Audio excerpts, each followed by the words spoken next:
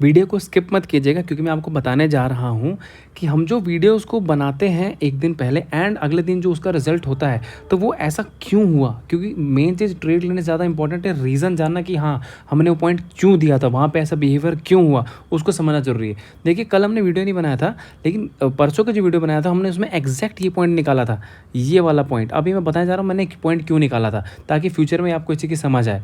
तो ये पॉइंट निकाला था, ये हमारा इतना छोटा यहाँ पे कहीं एसएल था और ये हमारा पॉइंट टारगेट का था, बस ये।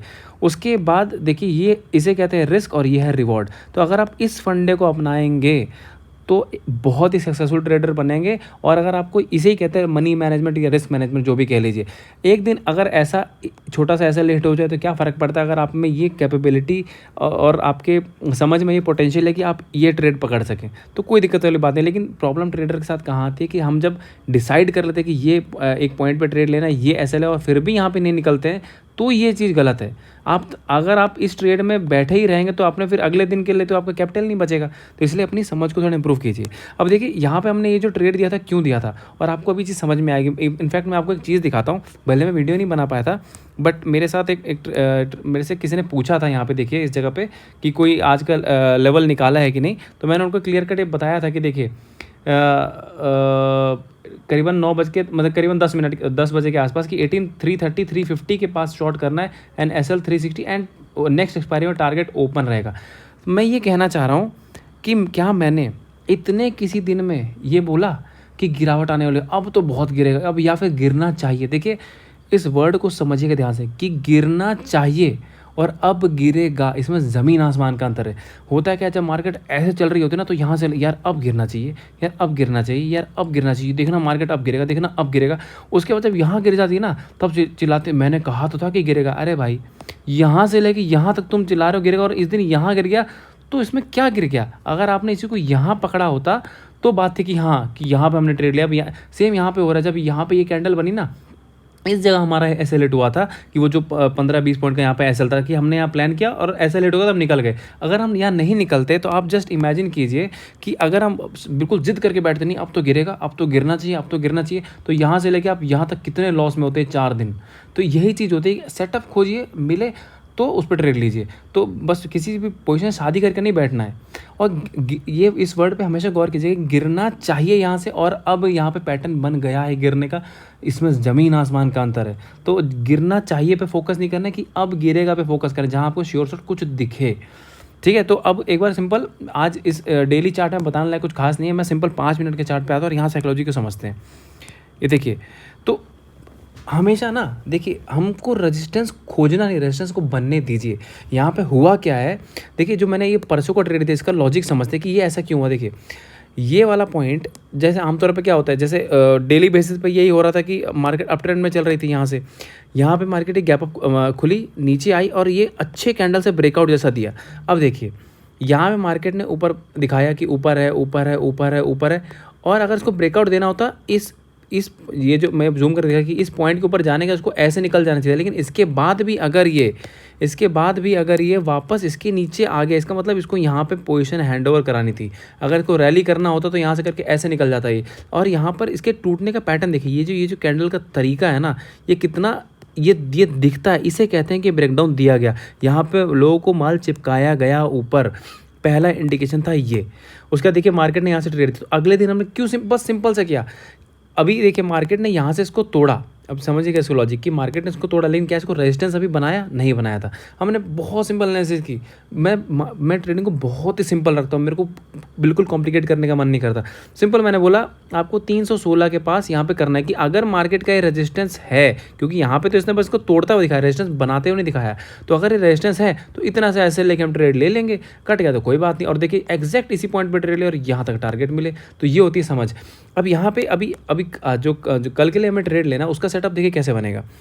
यहाँ पर देखिए इस पॉइंट पे एक रेजिस्टेंस यहाँ पे शो हो चुका है, मार्केट आज गैप अप खुली और मार्केट फिर से आई रेजिस्टेंस दिखाना, तो मार्केट ने दिखा दिया कि ये पॉइंट है रेजिस्टेंस, यहाँ रुकी फिर यहाँ रुकी। और इसी पॉइंट पे मैं जब ये वापस यहाँ पे नीचे आ गई तभी मैंने कहा कि हाँ यहाँ पे हम 360 के एसएल के साथ इसमें ट्रेड ले सकते हैं, क्योंकि मार्केट ने दिखा दिया है, इस दिन भी दिखा दिया और इस दिन भी दिखा दिया कि बस ये यहाँ पे माल को चिपकाया जा रहा है। एक तो ये रीज़न। दूसरा रीज़न क्या, मैं हमेशा एक बहुत सिंपल बेसिक सी बोलता हूँ कि मार्केट जितनी तेज़ी से ऊपर जाएगी उतना ही धीमा नीचे आएगी। तो ये जो बाइंग यहाँ पे की गई है, यहाँ पे बहुत लोग पुट लेके बैठे हों कि अब गिरेगा, तो मार्केट मैंने कितनी बारें बता दें कि इस एक्सपायरी में तो गिराने से रहा। जिसने भी इस एक्सपायरी में बहुत पुट होल्ड करके बैठे उनको सबको उसको जीरो करना है, उसको एवरेज कराना है, बार बार एवरेज कराना है और जीरो करना है, उसके बाद फिर गिर जाएगी तो गिर जाएगी। अब यहाँ से गिर भी जाए तो आप लोग जो सब मंडे से थर्सडे तक लेके बैठे थे पुट, उसका तो हो गया कबाड़ा।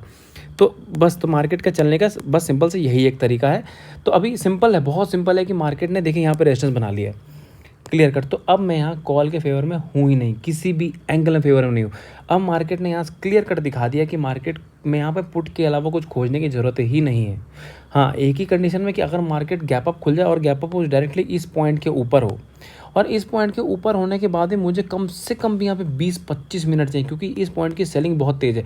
इस पॉइंट के ऊपर खुले और यहाँ 20-25 मिनट रुकेगी, उसके बाद मैं कॉल यहाँ पे कंसिडर करूँगा, वरना तो कोई चांस ही नहीं। हालांकि मैं इसको भी अवॉइड ही करूँगा, क्योंकि मार्केट ने आज पहली बार ये देखिए एक सेलिंग का सिग्नल दिखाया है। और देखिए, मैंने 3-4 पॉइंट बता दिए कि मार्केट अब मुझे क्यों बेरिश लग रहा है। इतने दिन से तो मैं नहीं बोल रहा था कि मार्केट गिरेगा। इनफैक्ट मैंने ये बोला था कि यहाँ से कुछ नहीं होने वाला है। ये जो सब कर रहे हैं ना, तूफान आता है, कुछ नहीं आता मार्केट। मैंने क्या कहा था कि मार्केट अभी कुछ नहीं आने वाला, यहाँ ऊपर से सेल करें, नीचे से बाई करना। आपको याद होगा मैंने ये लाइन बोली थी, सेम ऊपर से सेल नीचे से बाई, यही चलेगा मार्केट में इस वक्त। लेकिन अब नहीं, क्यों? 2-3 रीजन मैंने रेजिस्टेंस के तो बता ही दिए। तीसरा चीज़, आज पहली बार ऐसा हुआ है कि मार्केट ऊपर खुली है, एक बहुत तगड़ी रेड कैंडल के बाद मार्केट ने यहाँ बेस बना के दिखा देगा कि उसके नीचे ही जाके क्लोजिंग की है।